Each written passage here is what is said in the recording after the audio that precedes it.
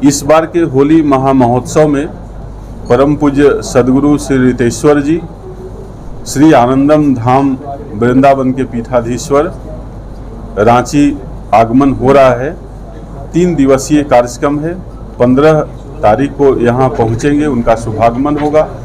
16, 17 और 18 3 दिन का होली महोत्सव है और तीनों दिन उनका विभिन्न विषयों पर आध्यात्मिक तरीका से हमारे हित में क्या होता है उस पर प्रवचन भी होगा। और 18 को हम सब ब्रज की होली यहाँ खेलेंगे और जिसमें हम जो कलश बनाते हैं स्वयं ही सब अपने से बनाते हैं। चुकंदर से लाल रंग बनाते हैं, नीम के पत्ते से हरा रंग बनाते हैं, पीला रंग बनाते हैं हल्दी से।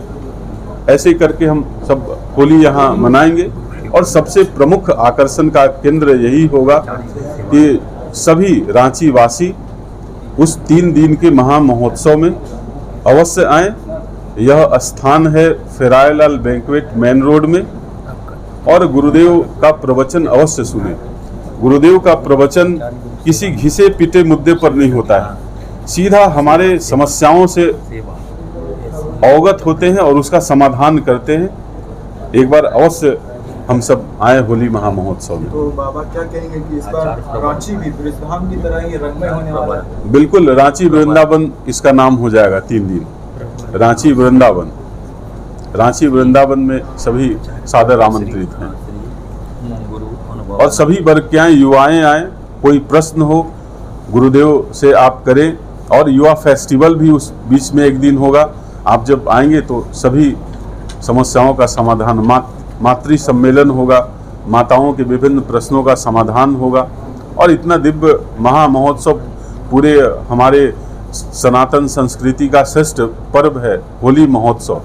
हर लोगों के पास समय भी होता है और सभी चीज़ें बंद होते हैं, इसलिए इस अवसर का लाभ तो लेना ही चाहिए। नहीं तो अनेकों बहाने होते, इसमें तो कोई बहाना नहीं, सब लोग के पास समय है। तो यह श्रेष्ठ समय का सदुपयोग करें। श्रेष्ठ संत के सनिधि में आए आप सब। आप लोगों के लिए क्या सेवा उपलब्ध कराएंगे सर? सेवा वास्तव रूप में संत ही करते हैं। कारण कि हमारे पास सब संसाधन दे भी दिया जाए तो उसका सदुपयोग नहीं करते। और श्रेष्ठ संसाधन तो पहले मानव शरीर ही मेरा है। हम इससे कितना सदुपयोग अपने लिए करते हैं और कितना दूसरे के हित कर पाते हैं, यह समझने के लिए ही इनके सनिधि में आना चाहिए। और यही सबसे बड़ी सेवा है कि हमारी इंसानियत को जगा देता है संत सन्निधि, हमारी सोई शक्तियों को पहचान करा देते हैं। तो उनकी यह श्रेष्ठ सेवा वास्तव रूप में सब पर भारी पड़ती है। गरीबों के लिए जिनके घर में खाने के लिए कुछ अनाज नहीं होता, उनके लिए क्या कुछ कहेंगे? गरीब कोई नहीं है।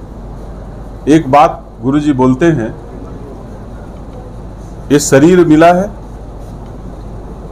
हम जो भी कोई टाटा बिरला के यहाँ पैदा ले रहा है, कोई गरीब के यहाँ पैदा ले रहा है, तो उसको समझना पड़ेगा और मेहनत करना पड़ेगा। आप ईमानदारी से कमाओगे तो सरकार से लेके समस्त व्यवस्थाएं बनी हुई है, उसकी व्यवस्था की जाएगी। और हम भी, हमारी संस्था भी जगह जगह जो भी ऐसे लोग हैं, जैसे हमारा आश्रम काशी में है, काशी गंगा जी के घाट पे है, हमने अन्नपूर्णालय अन्न क्षेत्र वहाँ शुरू कर रहे हैं। जो भी वहाँ जाए काशी में तो निश्चित तौर पे वहाँ आश्रम में मुफ्त खाने की व्यवस्था है।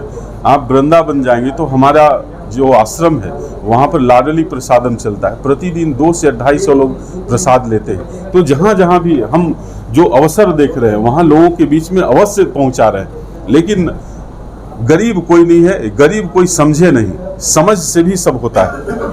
हम यदि समझें कि हम सब कर सकते हैं तो सब कर सकते हैं। बगल वाला सब कर सकता है और हम क्यों नहीं कर सकते? क्योंकि पैसे के बल पर ही सब कुछ नहीं होता है। अपने साहस और अपने परिश्रम और अपनी इच्छा शक्ति से सब होता है।